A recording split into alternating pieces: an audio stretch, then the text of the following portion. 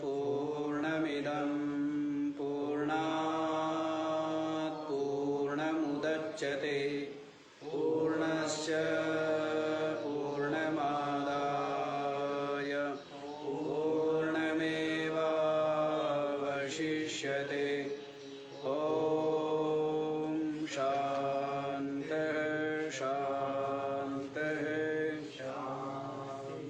ॐ सहना भवतु सहनौ भुनक्तु सह वीर्यं करवावहै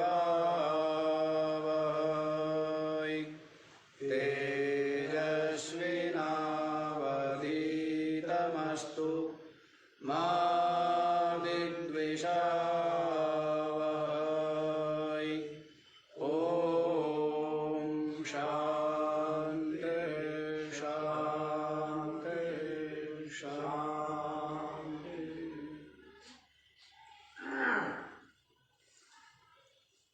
हाँ जी, तो क्या चल रहा है? छोटा सा पुस्तक है, आत्मा और अनात्मा का विवेक। भगवान भाष्यकार श्री शंकराचार्य जी द्वारा विरचित आत्मा और अनात्मा का विवेक नामक जो ग्रंथ है, तो नाम से ही स्पष्ट है और ये समाप्ति होने जा रहा है। तो एक आत्मा है और एक अनात्मा है। कितनी वस्तु है जी? दो वस्तु है ना, आत्मा और अनात्मा। इनका क्या करना है? विवेक करना है। क्या करना है? विवेक जानते हैं? विवेक माने हाँ, अलग अलग कर लेना। इसका नाम क्या होता है? विवेक। विविक्त करना, पृथक करना, अलग करना। मिला हुआ क्या था? मिला हुआ है दाल चावल, या यूँ मान लीजिए भूसी मिली हुई है, तो उसको अलग करना, इसी का नाम क्या है? विवेक। और हंस के लिए तो प्रसिद्ध ही होता है ना, विवेकी कहा गया है। हंस, हंस का मतलब विवेकी। क्या करता है वो? दूध और पानी को विविक्त कर देता है, अलग अलग कर देता है। क्या करता है? हाँ? अलग अलग नहीं करता है, पानी छोड़ देता है और दूध पी लेता है ना। अलग अलग करने से क्या मतलब है? कोई लाभ नहीं है ना। तो वैसे ही आत्मा और अनात्मा ये मिले हुए, कहाँ मिले गए? यहाँ मिले हुए। ये शरीर आदि सब क्या है? अनात्मा है। अनात्मा माने जो जड़ है। अब यहाँ पर स्पष्ट कर दिया है। आत्मा क्या बताई थी? आत्मा के लक्षण क्या बताया था? 4 लक्षण बताए थे। अच्छा जी। और ये 3 ऐसे तो जीत जाओगे आप लोग। चेतन 4 लक्षण बताए थे। जागृत स्वप्न सुषुप्ति से अलग, और अवस्था त्रय साक्षी सच्चिदानंद रूप। तो कमाल कर दिया सेठ जी ने। लेकिन कहो महाराज, आपने कम से कम 1000 बार बताया हुआ है ना। बताया हुआ कितने बार है हमने? क्या बताया था? स्थूल सूक्ष्म कारण शरीराद व्यतिरिक्तः पंचकोश विलक्षणः अवस्थात्रय साक्षी सन सच्चिदानंद रूपः आत्मा। ध्यान है? नहीं ध्यान है? दो ही तो बात ध्यान रखनी है, आत्मा और अनात्मा, जड़ और चेतन, दृश्य और दृष्टा। यही तो अलग अलग कर लिया। इसी का नाम विवेक है, इसी का नाम ज्ञान है, इसी का नाम तत्वनिष्ठा है। इतना ही तो काम है। लेकिन जो रागी है, मोही है, लोभी है, क्रोधी है, वो इस रास्ते पर चल नहीं पाएगा ना, क्योंकि वृत्ति तो उधर लगी हुई है। वृत्ति कहाँ लगी? अब मन है, मन तो एक है, कहा है ना, कबीरा मन तो एक है, भावे जहां लगाए, चाहे हरि की भक्ति कर, चाहे विषय कमाए। मन तो दो चार तो है नहीं, कितने हैं मन? एक ही है ना, एक ही है ना। तो चाहे तो हरि की भक्ति कर, चाहे विषयों को कमावे, विषयों के सेवन, प्राप्ति, रक्षण, उसमें लगा रहे। कितने मन है? हाँ जी, समाधि नहीं लगानी, सुबह से लगा ली होगी बहुत है। हाँ, तो क्या बताया है, मन जो ऐसा व्यक्ति है वो कर पाएगा क्या ये विवेक, ये चिंतन, ये निष्ठा, ये अभ्यास नहीं कर पाएगा। तो जड़ चेतन, आत्मा अनात्मा, दृश्य दृष्टा, बस ये दो ही चीज है। तो आत्मा बतला दिया है ना, तीनों शरीरों से जो अलग है। कितने शरीर है? स्थूल सूक्ष्म कारण शरीर, सब व्याख्या हो चुकी है। फिर कितनी अवस्थाएं हैं? 3, जागृत अवस्था, स्वप्न और सुषुप्ति। तीनों अवस्थाओं का जो साक्षी है, तीनों शरीरों से जो अलग है, 5 कोष से भी जो अलग है। 5 कोष क्या क्या बताए? हाँ जी, अन्नमय कोश, प्राणमय कोश, विज्ञानमय कोश, मनो में कोई और बोलेगा? मनोमय कोश, आनंदमय कोश। ठीक बोल दिया सेठ जी। हाँ जी। तो 5 कोषों से जो अलग है, 5 कोषों का जो साक्षी है, और जो सत चिद और आनंद स्वरूप है। सत माने जो सदा विद्यमान रहता है, चिद माने जो ज्ञान स्वरूप है, और आनंद माने जो आनंद घन है। वो क्या है? वो अपनी आत्मा है। इसका लक्षण बताया है ये। तो आत्मा अनात्मा मिल गए ना, जड़ चेतन मिले हुए हैं, उसी को अलग अलग कर। तो ये आत्मा बता दिया। इससे अलग जो कुछ है सब क्या है? अनात्मा। लोक परलोक है, जो कुछ भी है, सूरज चांद पृथ्वी आकाश पाताल, सब कुछ अनात्मा है, सब कुछ जड़ है, सब कुछ दृश्य है, सब कुछ नाशवान है। सब कुछ अविनाशी तो अपनी आत्मा है, बाकी सब कुछ नाशवान। ठीक है, तो ये आत्मा अनात्मा का विवेक, अनात्मा का विस्तार पूर्वक कथन कर चुके हैं। तो अब ये तो आप लोगों ने देखा नहीं कहाँ तक हो गया है, लेकिन यहाँ से देख लीजिए, पृष्ठ तो खुला हुआ है। मम अन्नमया को तथा 58 पृष्ठ है ना, 58 पृष्ठ की दूसरी पंक्ति का लास्ट से देखो। तथा मम अन्नमया कोश, मम प्राणमया कोश, मम मनोमया कोश, मम विज्ञानमया कोश, मम आनंदमया कोश, एवं पंचकोशवान आत्मा न भवति, तेभ्यो विलक्षणः साक्षी। हाँ जी, मम माने मेरा। क्या बोलते हैं? ये जो अन्नमय कोश, अन्नमय कोश क्या बताया था? अन्न से उत्पन्न होता है, और अन्न खाते हुए ही क्या होता है? वृद्धि को प्राप्त होता है, और अंत में क्या होता है? कहने का मतलब है मिट्टी से पैदा होता है, मिट्टी ही खाता है जीवन भर, और क्या होता है? मिट्टी में ही मिल जाता है। तो ये शरीर, ये अन्नमय कोश है ना, मिट्टी खाता है ना।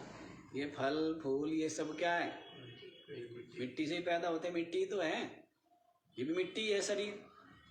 तो इस तरह मिट्टी से जो उत्पन्न होने वाला ये जो स्थूल शरीर है ना, ये अन्नमय कोश, अन्न की ही प्रधानता है, इसमें अन्न का विकार है। तो ये अन्नमय कोश है, ये मैं नहीं हूं। ये क्या बोलता है? मैं हूं। बोलता क्या है, मैं बूढ़ा हूँ, मैं जवान हूँ, काला हूँ, गोरा हूँ, मोटा हूँ, पतला हूँ, जबकि ये शरीर है। मैं जो आत्मा है वो तो अलग है। तो इस तरह ये अन्नमय कोश, इसके पश्चात प्राणमय कोश। प्राणमय कोश क्या बताया था, ये जो 5 प्राण और 5 ज्ञान कर्मेंद्रिया मिलकर के क्या बताया था, प्राणमय कोश, है ना। ये प्राणमय कोश भी आत्मा नहीं है, ये भी जड़ है, ये भी दृश्य है, ये भी परिच्छिन्न है, ये भी नाशवान है, परिवर्तनशील है। ये भी आत्मा, आत्मा क्या है, आत्मा तो एक रस है। आत्मा क्या है, एक रस है और सच्चिदानंद रूप है, जड़ नहीं है, दृश्य नहीं, दृष्टा है, सबका क्या है, दृष्टा।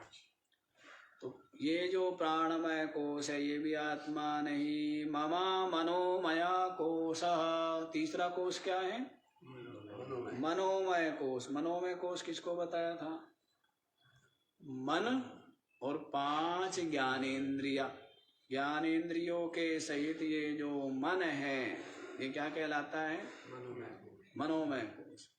ये भी आत्मा नहीं है। यहाँ तक तो कम से कम व्यक्ति के लिए पहुंचना या समझना सरल है। जो स्थूल शरीर है इससे अलग मैं हूँ, समझना सरल है। ये जो प्राण चल रहे हैं, प्राणमय कोश, इससे मैं अलग हूँ, ये भी समझना सरल है। पर इनसे अलग होने के लिए तो अभ्यास करना पड़ेगा ना। क्या करना पड़ता है, तो अभ्यास करने का मतलब ये नहीं है सब कुछ होता है, लेकिन ये जानता है कि ये मैं नहीं। व्यवहार तो फिर भी वैसे ही होगा, भूख प्यास आदि भी लगेंगे, सर्दी गर्मी भी लगेंगे। लोग समझते ज्ञानी होने का मतलब क्या, भूख प्यास नहीं लगेगी, सर्दी गर्मी नहीं लगेगी, हैं, और क्या नहीं लगेगी, बीमार नहीं होगा, हैं। अरे ये इसके धर्म है, किसके धर्म है, शरीर। भूख प्यास लगना आत्मा का धर्म है क्या, किसका धर्म है, वही सर्दी गर्मी लगना किसका धर्म है, फिर बूढ़ा जवान होना किसका धर्म है। तो ज्ञान हो गया जिसको तो उसका शरीर बूढ़ा नहीं होगा, है। इसलिए तुम लोग बड़े चालाक हो, सारे भगवान जवान जवान बना रखे, बुढ़ा एक नहीं बनाया है। नहीं हो जैसे नहीं कि भगवान बुढ़े होते ही नहीं, होते नहीं बुढ़े तुम्हारे भगवान, क्यों जी, हैं। ये तो शरीर है, तो शरीर तो बूढ़ा हो गया तो क्या हो गया, बूढ़ा होगा ही। लेकिन सबको क्या चाहिए, भगवान चाहिए बढ़िया सा, ऐसा हो भगवान, बिना दाढ़ी मूछ पाला, मुंह दाढ़ी भी नहीं लगाते हैं, सदा जवान अच्छा लगता है ना जवान। बूढ़ा तो वैसे देखने में अच्छा नहीं लगता। इसलिए भगवान कैसे बनाए हैं, सुंदर सुंदर बना दिए भगवान, भले कितने बुंडे हो। उससे क्या मतलब, वो तो शरीर है। तो मतलब ये है कि ये शरीर के धर्म हैं, बूढ़ा जवान, सर्दी गर्मी, भूख प्यास आदि, इसका ज्ञान से, आत्मा से, ब्रह्मनिष्ठा से, परमात्म निष्ठा से कोई संबंध भी नहीं है, कोई संबंध ही नहीं है। समझ आया, हाँ। वो अलग है, ज्ञान अलग है, निष्ठा अलग है, निश्चय अलग है, ये अलग बात है, अलग अलग बात है ना। हाँ, तो इस तरह ये तो समझ में आ जाता है कि स्थूल शरीर से अलग करो, फिर प्राणमय कोश से अलग करो। हाँ, मनोमय कोश, ये सबका सब करने वाला कौन है, ये विचार किससे हो रहा है, मन बुद्धि से। इनसे अलग होना, उसके लिए तो समझने के लिए भी थोड़ी सी सूक्ष्म बुद्धि चाहिए। अब सूक्ष्म बुद्धि कैसे होती है, अनेकों साधन है। सत्कर्म करने से, सेवा करने से, निष्काम भाव से, हैं, स्वार्थ लोभ आदि सब गलित हो गई, उसी की बुद्धि क्या होती है, सूक्ष्म, पैनी होती। संसारियों की बुद्धि नहीं घुस सकती इसमें, घुस पाएगी क्या। वही वाली बात होगी कि एक महात्मा जी थे, गांव में गए। अब गांव में गए गांव वालों की बड़ी श्रद्धा थी, आस्था थी। तो गांव के लोग आए संत के पास, पता लगा भाई गांव में संत आए। तो बड़ा भाव था लोगों का, भक्ति थी। कोई खीर बना के लेके जा रहा है, कोई हलवा बना, संत के पास सब लेकर के जाते थे, कुछ ना कुछ, खाली हाथ तो नहीं जाना। कोई दूध, महात्माओं के पास अब तक गाँव में क्या होती, दूध की बाल्टी भर जाया करती थी, सब लोग दूध लेके जाते थे। अब किसी का दूध होता ही नहीं है, तो सेवा कौन करे? चाहिए सबको सब कुछ करना। हाँ, ये तो रोना है, करना ना पड़े और क्या हो, तो करना ना पड़े, उसका परिणाम क्या है? शरीर रोगों का घर, रोते रहो जीवन भर, नरक भोगते रहो। और जो करेगा वो क्या रहेगा? स्वस्थ रहेगा। नहीं तो आजकल तो ये बड़ा ये मानते हैं कि जो करता है वो छोटा, और जो नहीं करता है वो, ये पता नहीं कहाँ से सीखा ये बुद्धि, पता नहीं किसने सिखाया इनको। करने वाला छोटा होता है, ये पता नहीं किसने पढ़ा, कहीं विद्यालय में पढ़ाया होगा। करने से छोटा होता, बड़ा होता है आदमी, हैं? बड़ा होता है ना। करने से शरीर स्वस्थ, मन प्रसन्न, चित्त में सकारात्मक विचार, उमंग उत्साह। नहीं पता नहीं कहाँ कौन सी विद्यालय में पढ़ के आए कि करने से छोटा हो जाता है, पता नहीं कहाँ पढ़ के। तो इसलिए तो दूध आ जाता था ना, देखो बात कहाँ से कहाँ पहुँच जाएगी, कहानी की लंबी हो जाएगी। ऐसे महात्माओं के पास खूब दूध आते थे पहले। तो वैसे ही संत गए गाँव में, तो कोई माई खीर ला रही है, कोई हलवा, कोई दूध है खूब। अब वो बेचारा एक ग्वाला था, हैं? क्या बोलते इधर गाँव में, जो पशुओं के पीछे पीछे पशु चराने जाता है, ग्वाला ही बोलते हैं। तो ग्वाला था, भैंसे वैसे चराने वाला। उसने वो देख रहा है, सुबह से भैंसे चरा रहा हूँ, भूखा प्यासा, और महात्मा जी की बड़ी मौज है, पेड़ के नीचे बैठे हैं आसन लगा करके, और भगत लोग आ रहे, हाथ जोड़ रहे, कोई खीर, कोई मालपुआ, कोई कुछ कोई कुछ। उसने देखा सुबह से शाम तक। फिर शाम को आ गया गुरु जी के पास, महात्मा जी के पास, और आकर के दंडवत की और कहने लगा महाराज जी चेला बना लो, हैं? उसके लगा बड़ी मौज है, चेला बना लो महाराज जी। महात्मा जी ने कहा चल कोई बात नहीं, मैं भजन कर। बैठ करके बता दिया उसको कि भजन कर। तो भजन करने बैठा, कहा ध्यान कर। तो ध्यान तो अभ्यास नहीं है, जैसा अभ्यास है वैसा ही। तो गुरुजी ने पूछा कोई ध्यान लगा? कहने लगा जी ना, कोई ध्यान नहीं लगा, बस जैसे ही ध्यान करने बैठता हूँ, आंख बंद करता हूँ, वैसे ही बड़ी बड़ी सींग वाली जो है ना मेरी भैंस, वो भैंस दिखती है। ध्यान है, इतनी बड़ी बड़ी सींग वाली, बहुत अच्छी भैंस है, इतनी है, बहुत सुंदर है, वो दिखती है। तो गुरु जी ने कहा अच्छा। तो कहा तो उसी का ध्यान कर। किसका ध्यान कर? भैंस का ही ध्यान कर। अब वो भैंस का ध्यान करना उसके लिए आसान था, क्योंकि वही काम किया था उसने। और भैंस का ध्यान करते करते करते करते इतना मन लगा, अपने आप को भूल गया। क्या हुआ? इतना मन लगा, अपने आप को भूल गया। अब गुरुजी ने कहा भाई हो गया होगा भजन ध्यान, आजा कुछ प्रसाद पानी भी ग्रहण कर लें। तो कहने लगा गुरुजी कैसे आऊं, इसका कुटिया का दरवाजा छोटा और मेरे सींग बड़े बड़े, कैसे बाहर निकलूं? ध्यान किया ना उसने, इसका ध्यान किया, भैंस का ध्यान किया कि भूल गया। तुम भगवान का ध्यान करते हो ना, ऐसे भगवान का या गुरु का इतना ध्यान करते कि भूल जाए, ऐसा होता है? नहीं होता ना। ऐसी भगत हो तुम लोग। देखो पक्का भगत था ना, इतना ध्यान किया, इतना ध्यान किया कि भूल गया अपने, मैं मिट गया, भैंस रह गया जिसका ध्यान कर रहा था। तो गुरुजी ने कहा अच्छा कि जी हाँ, इसकी कुटिया का दरवाजा चौड़ा करो तब मैं बाहर निकलूं। तो कहने लगे अच्छा थोड़ी देर और बैठ जा, बैठ कर ध्यान कर। अब मन तो उसके बस में हो गया ना, मन तो लगा लिया उसने भैंस में। कहने लगे अब उस मन को भैंस से हटा करके अब इसमें लगा कि मैं चेतन हूँ, आत्मा हूँ, साक्षी, लगनशील था, श्रद्धालु था। श्रद्धा पहली चीज, लगन है ना, तो उसके साथ में उसने किया तो उसको शीघ्र ही बोध हो गया। शीघ्र ही क्या हो गया? बोध हो गया। तो इस तरह ये बात मैंने इसलिए बताई है कि मन जो स्थूल बुद्धि है ना, जैसे स्थूल बताया कि स्थूल हो गया उसका, तो स्थूल बुद्धि वाले का प्रवेश नहीं है इसमें। जिनकी बुद्धि में लोभ मोह स्वार्थ आसक्ति घुसी हुई है वो नहीं समझ पाएंगे इस विद्या को।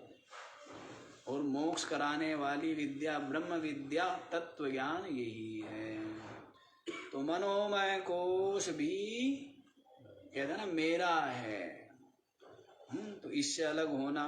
फिर विज्ञानमय कोश क्या है? बुद्धि और 5 ज्ञानेंद्रिय। 5 ज्ञानेंद्रियों के सहित बुद्धि क्या कहलाती है? विज्ञानमय कोश। ये भी आत्मा नहीं है, ये भी जड़ है, ये भी दृश्य है, ये भी आत्मा नहीं। इससे भी अलग कर लेना अपनी आत्मा। बहुत सूक्ष्म और निरंतर अभ्यास चाहिए। मम आनंदमय कोश, और ये जो आनंदमय कोश है ये भी क्या है? ये भी आत्मा नहीं है। आनंदमय कोश क्या है? आनंद जो होती है ना वृत्ति, कैसी? प्रिय मोद प्रमोद रूप जो वृत्ति है वो है आनंदमय है? किसी को देखा, अपने प्यारे को देख करके ऐसी वृत्ति होती है,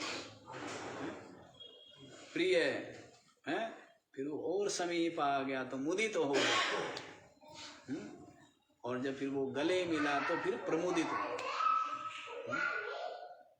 है ना। बच्चे वालों को बोलो, बच्चे को पकड़ेंगे, अरे हाँ। तो इस तरह जैसे लड्डू देखा, लड्डू को देख करके क्या होता है? हैं? प्रिय होता है ना। कि लड्डू हाथ में आ जाए तो क्या होता है? मोद। और लड्डू जब मुंह में रख लिया प्रमोद हो गया, आनंद आ गया। तो ये आनंदमय कोश है। तो ये आनंदमय कोश जो है ये आत्मा नहीं है। 5 कोशों से अलग आत्मा है। तेभ्य विलक्षणः साक्षी, इनसे साक्षी अलग ही है। इनसे साक्षी क्या है? अलग ही। स्पष्ट हो गया? आगे देखिए क्या बता रहे। अशब्दम स्पर्शम अरूपम अव्ययम तथा रसम नित्यम गंधवच्चयत् अनाद्यनन्तं महता परम ध्रुवम निचायतं मृत्युमुखात् प्रमुच्यते इत्यादि श्रुते। अच्छा जी, है ना। क्या होना चाहिए? क्या होना चाहिए? 3 चीजें, 3, श्रुति, युक्ति और स्वानुभव। क्या है? श्रुति, युक्ति और स्वानुभव। श्रुति कहते हैं वेद। श्रुति किसको कहते हैं? युक्ति कहते हैं जो गुरु हमें प्रदान करते हैं। युक्ति, गुरुदेव जो क्या है? युक्तियों के द्वारा हमें समझाते हैं, उसको क्या बोलते हैं? युक्ति। युक्ति से मुक्ति कहाँ से मिले? युक्ति कहाँ से मिले? गुरु से। तो श्रुति हो गई, युक्ति हो गई। अब जैसे जैसे युक्ति बताई है वैसे वैसे चिंतन अभ्यास करने से स्वानुभव, अपने अनुभव में आ जाता। क्या होता है? अपने। तो ये तीनों चीजें जब एक हो जाए ना तब ज्ञान होता है। ऐसे मनमाना कुछ करने लग जाए वो कुछ नहीं है, वो व्यर्थ की बात है। श्रुति हो, गुरु की युक्ति हो और अपना अनुभव। तो श्रुति आदमी कंठस्थ कर लेते हैं अधिकतर, कुछ नहीं। गुरुजी युक्ति खूब बताते रहे, क्या होना है?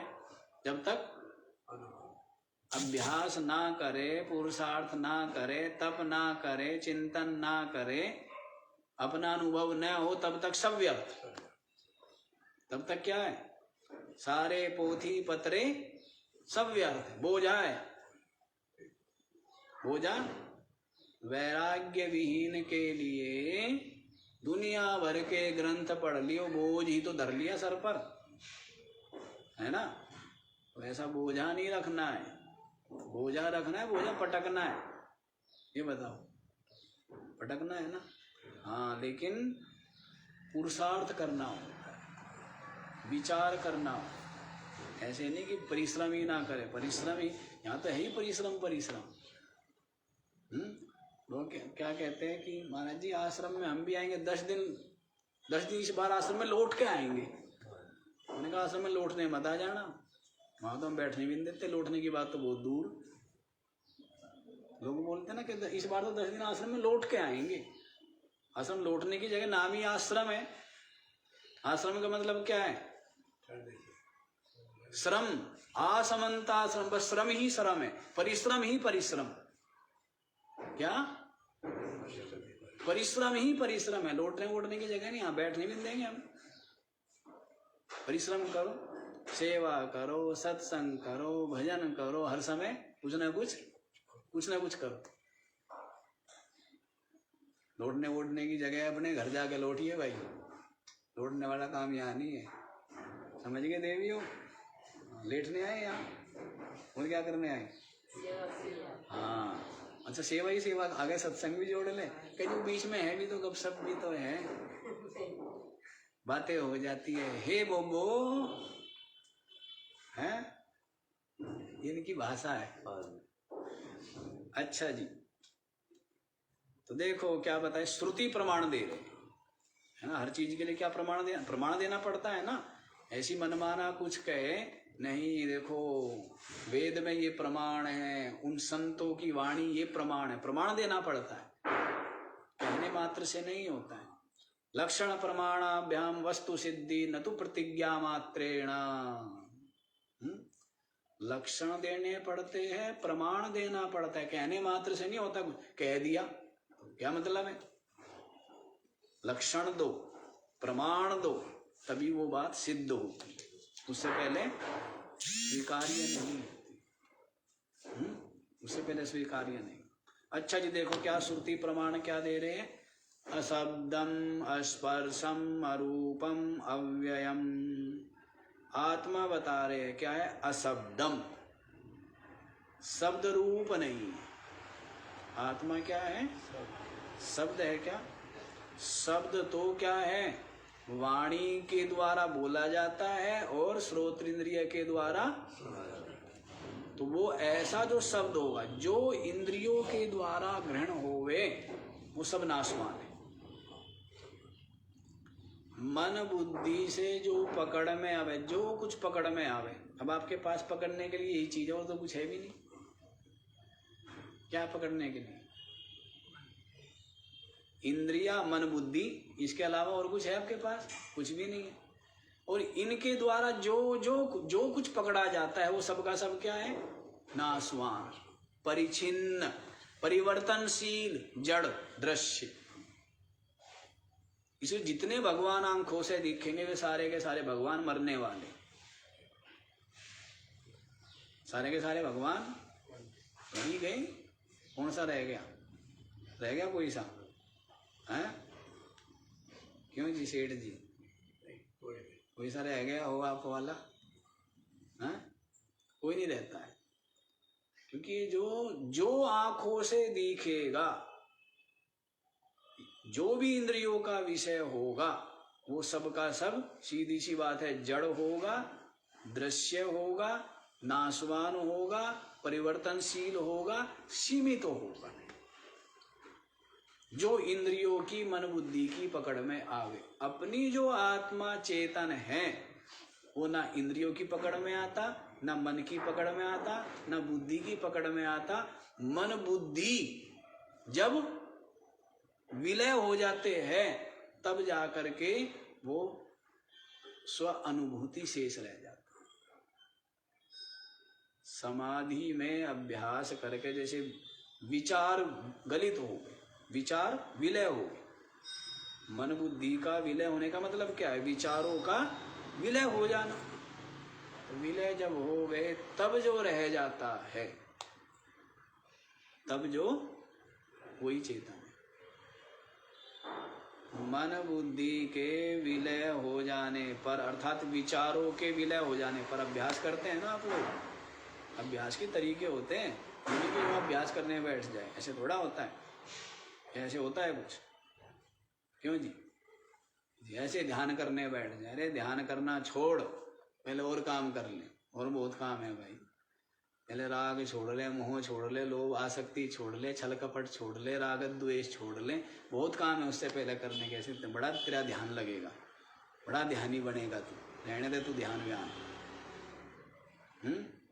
वो तो राग छूटा नहीं, बहिर्मुखता छूटी नहीं, क्या तेरा ध्यान का संबंध है? क्या मतलब है? कोई मतलब है? कोई मतलब नहीं है। सब फिजूल की बातें है तब तक।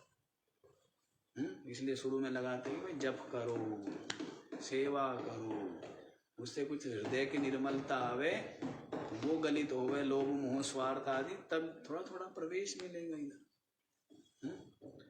हाँ, तो इस तरह जब विचार विलय हो गए ध्यान में, तब जो सत चिद आनंद रूप रह जाता है वो आत्मा है, वही ब्रह्म है, वही परमात्मा है ना।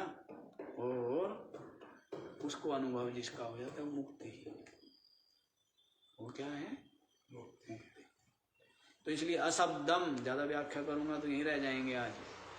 अशब्दम माने जो शब्द नहीं है। शब्द का मतलब वाणी और श्रोत्र इंद्रिय का विषय नहीं है।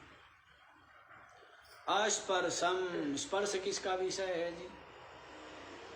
हाँ जी, स्पर्श किसका विषय है? त्वगेंद्रिय का। जिसको हम छू सके वो आत्मा नहीं है। जिसको भी छू सके, सारे भगवान को छू सकते हैं ना। भगवान का ध्यान किया, भगवान हाजिर हो गया।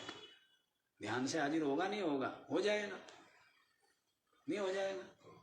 भगवान को हाजिर करना सरल काम कठिन काम? क्यों सेठ जी? हाँ? नहीं,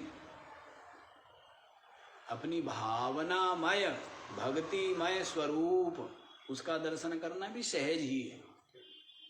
क्या है? सहज है। सगुण परमात्मा का दर्शन करना तो सहज है। और यहाँ तो बात किसकी चल रही है? निर्गुण की। तो बहुत दूर की बात है, ये तो कठिन है ना। सगुण वाला, हाँ, लेकिन सगुण वाला जो है भगवान, वो तो मिटने वाला है।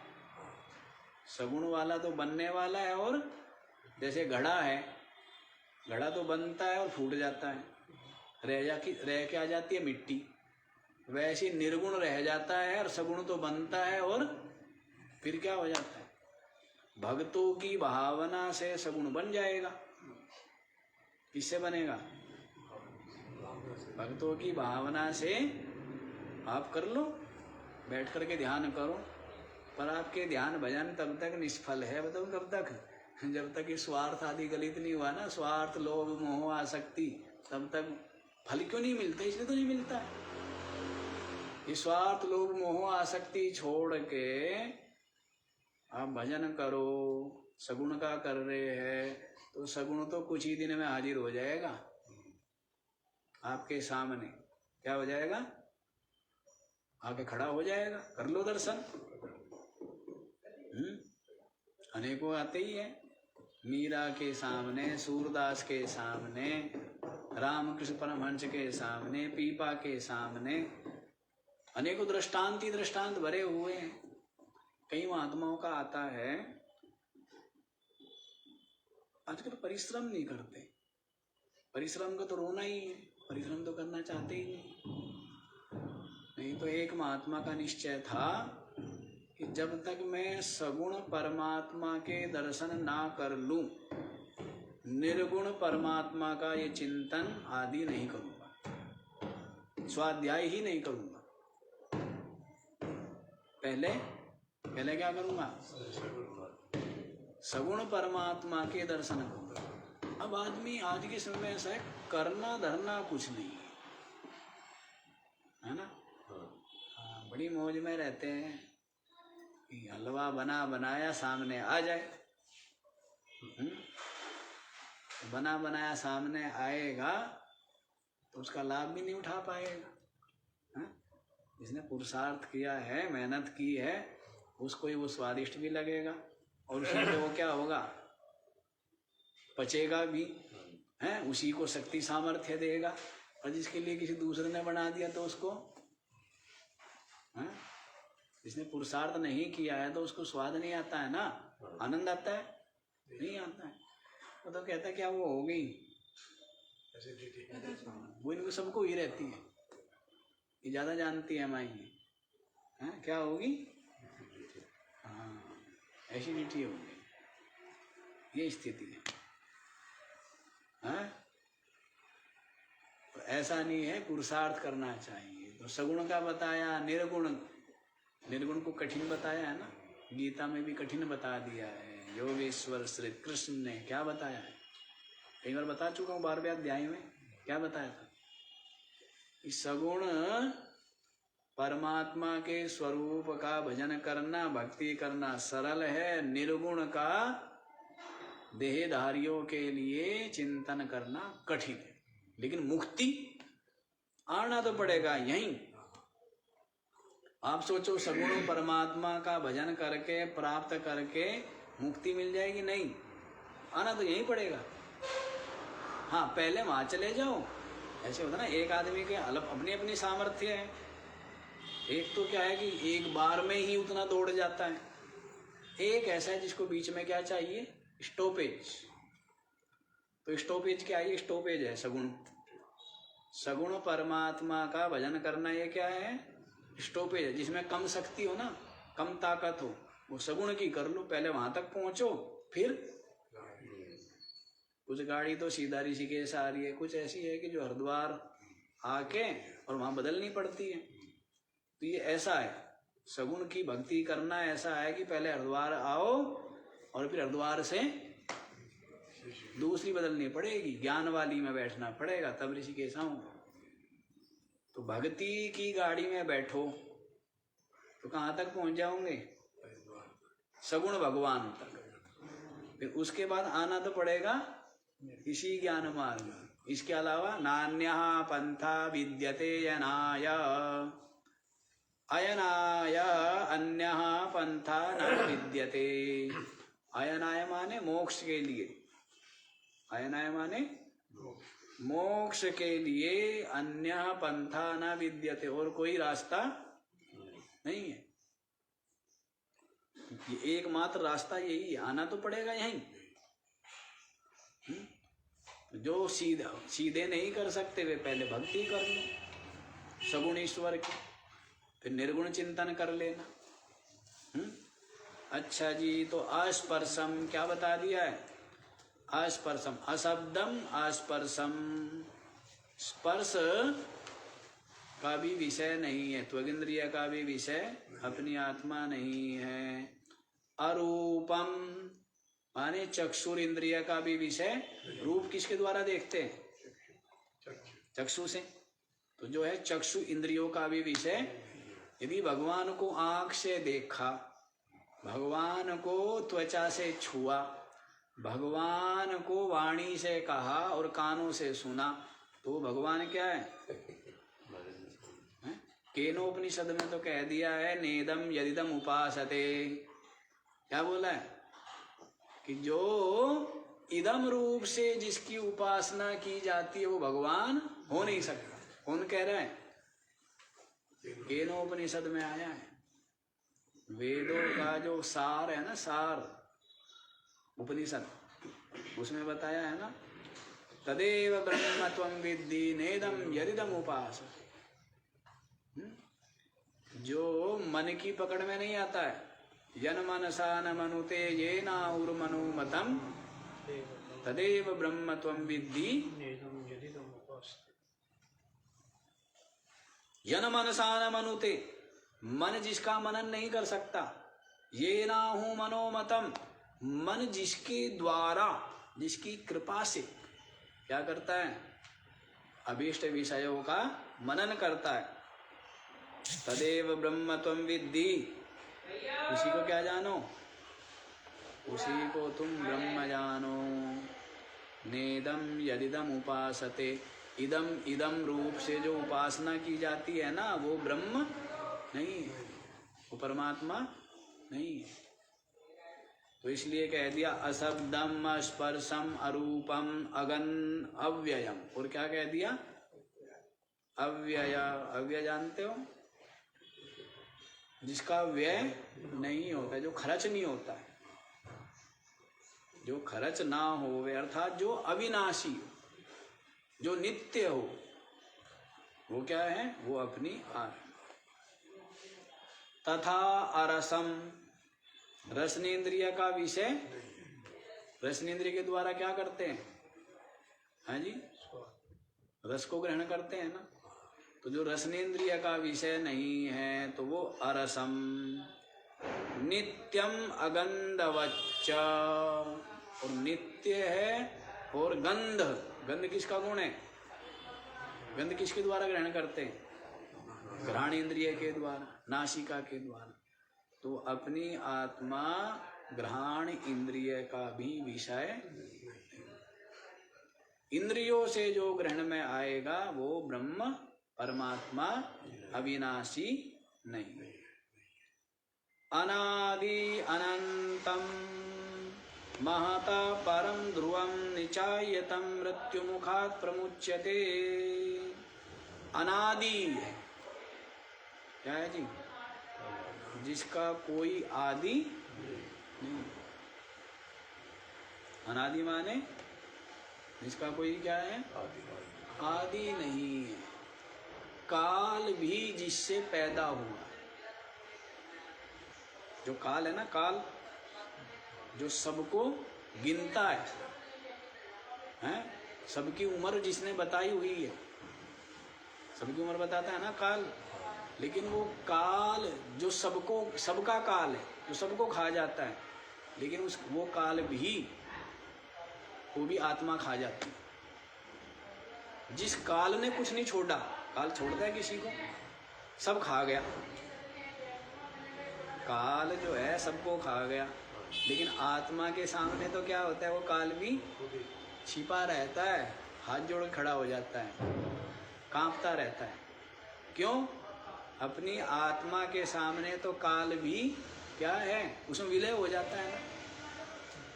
कैसे विलय हो जाता है, जैसे नदी समुद्र में मिल गई, जैसे बूंद सागर में मिल गई, वैसे काल भी अपने आगे हाथ जोड़ के और कहता है मुझे भी शरण में ले लो।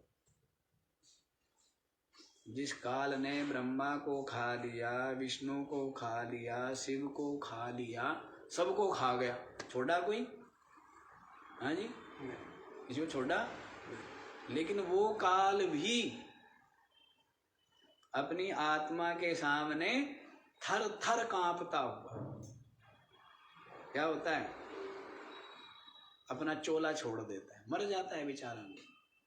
सबको मारने वाला मर गया। जिस काल ने सबको मार डाला वो क्या होता है, वो खुद मर गया। तो क्या रह गया, बस एक जिन मात्र अपनी आत्मा रह जाती है, बाकी सबका सब अपनी आत्मा में ही विलय हो गया।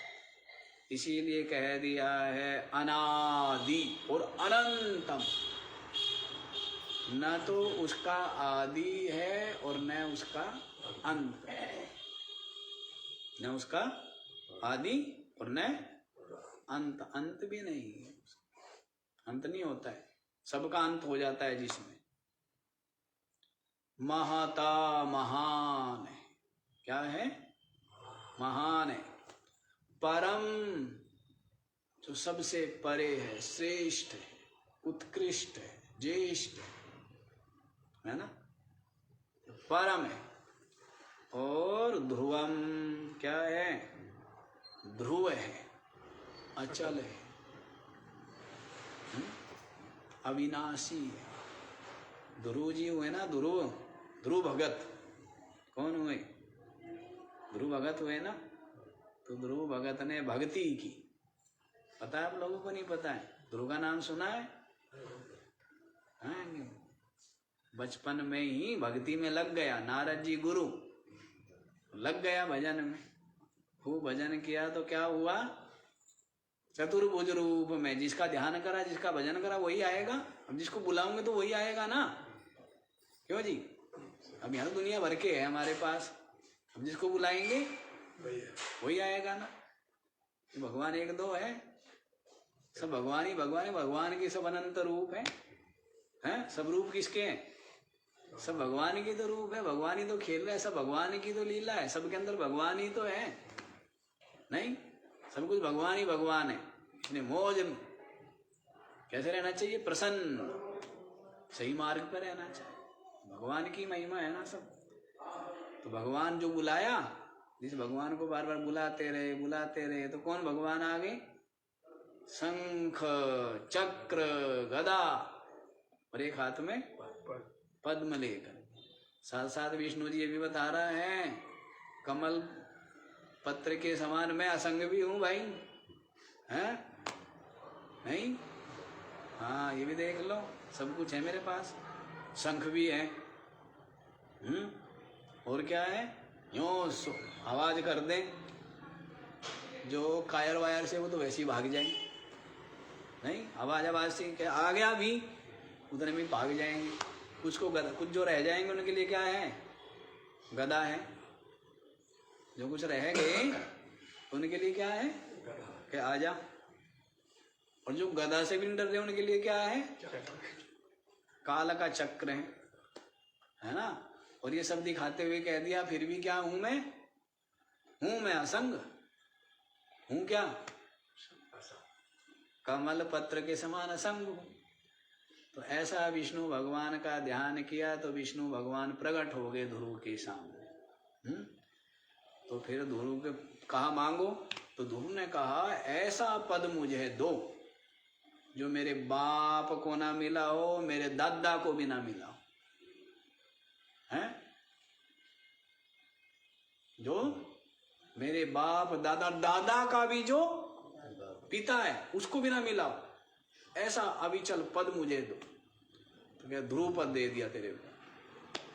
लेकिन वो ध्रुव पद भी रहने वाला है क्या? वो भी तो मिटने वाला है। थोड़ी देर बाद अकल आई ध्रुव को, बड़ा पछताया गया, बहुत बड़ी गलती कर दी मैंने। पर मांग लिया तो मांग लिया, वो तो जा चुका। सगुण भगवान का तो यही होता है कि बुलाया तो आ गया, फिर चला गया। तो ध्रुव को बहुत पश्चाताप हुआ कि मुझे पाना तो चाहिए था वैराग्य, ज्ञान, जिससे मुझे मोक्ष मिलता। मैंने मांगा क्या? ध्रुव पद। सब कुछ तो नाशवान है, हाँ, कोई आज, कोई कल, कोई परसों, लेकिन है सब कुछ नाशवान ही।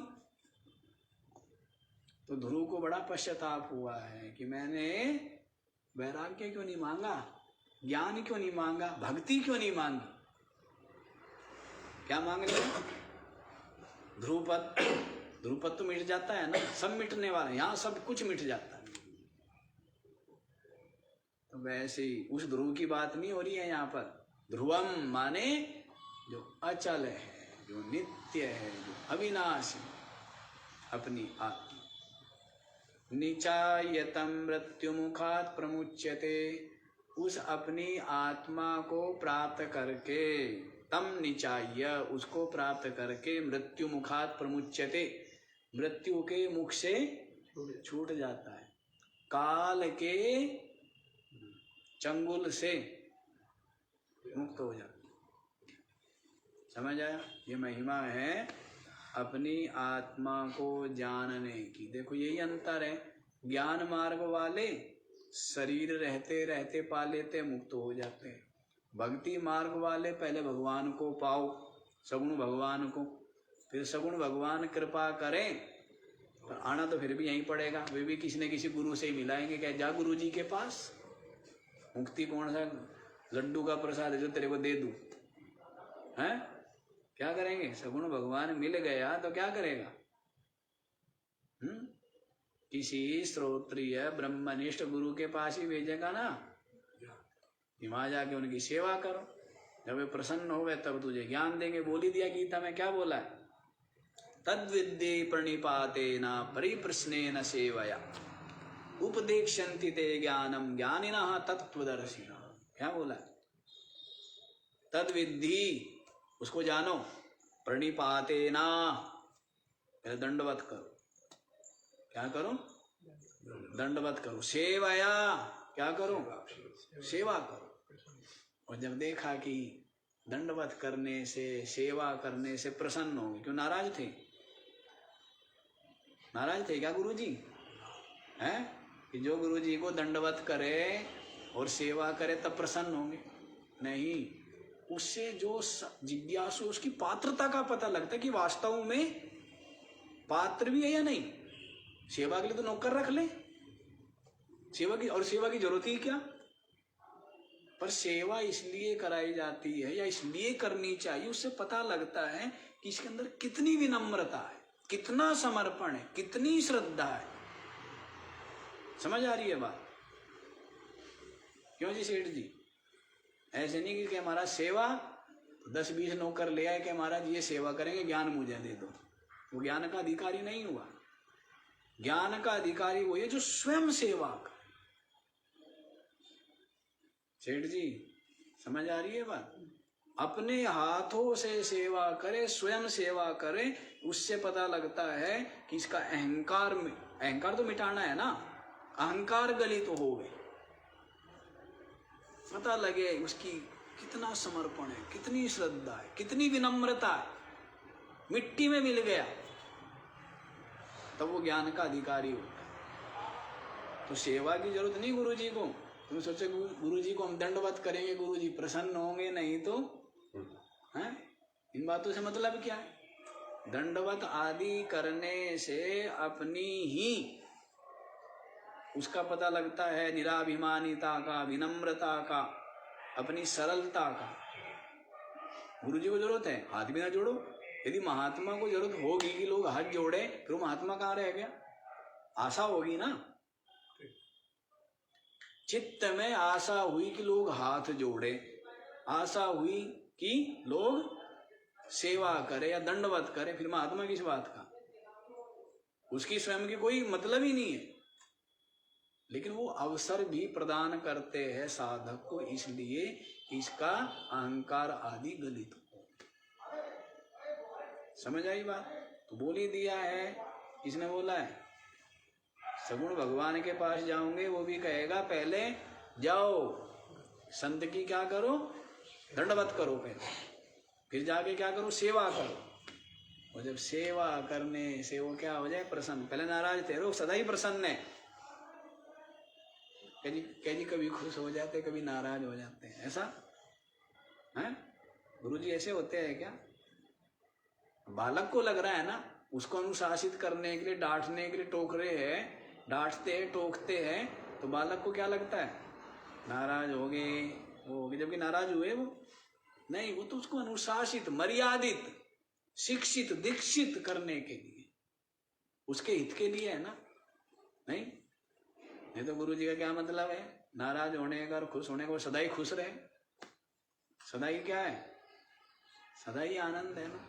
हाँ, तो सेवा आदि के द्वारा पहले क्या करना पड़ता है? अपनी पात्रता दिखानी पड़ती है कि हाँ जी, वास्तव में स्कूल में भी भर्ती करते, कहीं भी भर्ती करते, पहले पात्रता दिखाते हैं ना।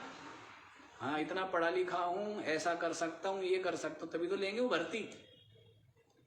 तो वैसे पात्रता दिखानी पड़ती है कि हाँ, मेरे अंदर उतनी विनम्रता, सरलता, सेवा, श्रद्धा, समर्पण।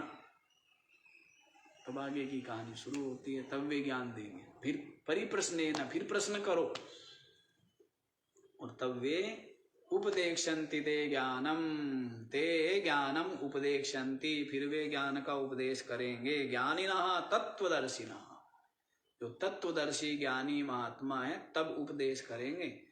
अब आदमी तो सोचता है जाए तुरंत और तुरंत, न गाय को चारा डाला, न पुचकारा, है, और सीधा गए और क्या दूध निकाल लो। दूध देगी, लात देगी, क्या देगी? हाँ, तो वैसे सोचते हैं कि ना सेवा करें ना कुछ करें और क्या मिल जाए, सीधा ज्ञान मिल जाए। पहले महात्मा लोग बोलते नहीं, अब बोले तो आदमी समझेगा या तो इनको आता नहीं या फिर अहंकारी है। कुछ आप पूछे तो महात्मा कई बार जवाब देते नहीं, अधिकतर देते ही नहीं। जो समझदार महात्मा जवाब नहीं दिया करते अधिकतर। क्यों जवाब दे? है ना? देखते हैं कि वास्तव में इसके अंदर उतनी श्रद्धा भी है, उतना धैर्य भी है, उतना ठहराव भी है क्या? कई लोग राह चलते चलते पूछने लग जाते हैं। समझ आ रही है बात? तो प्रश्न का उत्तर ऐसे नहीं दिया, पहली बात प्रश्न ही ऐसे नहीं किया जाता। महात्मा लोग उत्तर यदि नहीं दे रहे हैं ना, तो ये समझ लेना कि अभी अपने अंदर पात्रता नहीं है। और आदमी क्या सोचेंगे, महात्मा से पूछा था उत्तर नहीं दिया, इसका मतलब उन्हें आता नहीं होगा, या फिर आता भी होगा अहंकारी बहुत है भाई, जानते हुए भी उत्तर। ये दोनों बेवकूफ की बातें हैं। इसका मतलब उसमें श्रद्धा ही नहीं थी। ऐसे व्यक्ति को उत्तर देने का लाभ क्या? ये सोचना चाहिए महाराज जी ने उत्तर नहीं दिया है, कहीं न कहीं मेरे पूछने का ढंग गलत था, कहीं न कहीं मेरे अंदर पात्रता नहीं है, कहीं न कहीं अभी वो बात समझना मेरे लिए ठीक नहीं था, इसलिए उन्होंने उत्तर नहीं दिया। हम बहुत महात्माओं के पास गए, हमारे उत्तर नहीं दिए, हमने सदा ये समझा। पर आदमी सोचेगा उल्टा, उत्तर नहीं दिया इसका मतलब पता नहीं होगा उन्हें। उनका क्या बिगड़ना है इस बात से? तेरा ही बिगड़ना है ना। तेरे अंदर श्रद्धा नहीं है, तेरा ही तो हानि है, उनकी क्या हानि है? या उनकी कोई हानि है? हानि। कहते ना कि श्रद्धा करके कोई ले लो, बिन श्रद्धा जागे नाट, सौदा महंगा है, कर सदगुरु की हाट, सौदा महंगा है। तो श्रद्धा की बात है। हाँ जी, हो गया ये वाला। सोच तो रहे थे पूरा कर दे, चलो कल पूरा करेंगे आपका ये आत्मानात्म विवेक। इसके पश्चात कौन सा चलेगी बात? तत्वबोध चलेगा, ठीक है। तो बाकी का विचार कल करेंगे। आज इतना। ओ